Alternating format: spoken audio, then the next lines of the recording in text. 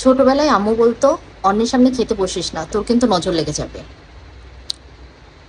অন্যের সামনে এভাবে চুল খোলা দিয়ে আছিস কেন, তোর নজর লেগে যাবে কিন্তু। এরপর দেখবি চুল পড়া শুরু করে দিছে।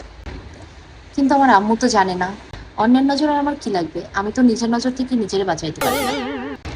একটু সাজুগুজু করলে 14 বার গিয়ে আয়নার সামনে বসে থাকি, আর মনে মনে ভাবতে থাকি, আজকে তো আমার ছবিগুলো দুর্দান্ত উঠবে, ফাটাফাটি ছবি হবে।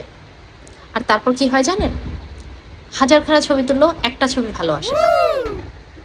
মাঝে মাঝে তো নিজের খাওয়া দেখে নিজেই ভাবি, আল্লাহ আমাকে কত রুচি দিয়ে রাখছে। আর তারপর কি হয় বলেন তো, ওষুধ আর স্যালাইনকে সঙ্গে করে নিয়ে হাঁটতে হয়। 2 দিন একটু মুড ভালো আছে, দিনটা ভালো যাচ্ছে, ব্যাস আমার আর সহ্য হয় না। ভাবতে শুরু করি আমি কত সুখে আছি। আর তারপর তারপর আর কি বলবো, জানালা দিয়ে শুনেছি ভালোবাসা নাকি পালিয়ে যায়, আর আমার মুডটা জাস্ট উধাও হয়ে যায়। অথচ আমার আম্মু এখনো বলে, এটা করিস না মানুষের সামনে, নজর লেগে যাবে। ওটা দেখাইস না মানুষকে, নজর লেগে যাবে। ভালো কিছু নাকি মানুষকে দেখাইতে নাই, নজর লেগে যাবে। অথচ আমার অবুঝ মা এখনো বুঝলো না, তার মেয়ে নিজেই যথেষ্ট। নজর লাগানোর জন্য বাইরের লোককে তার দরকার হয় না।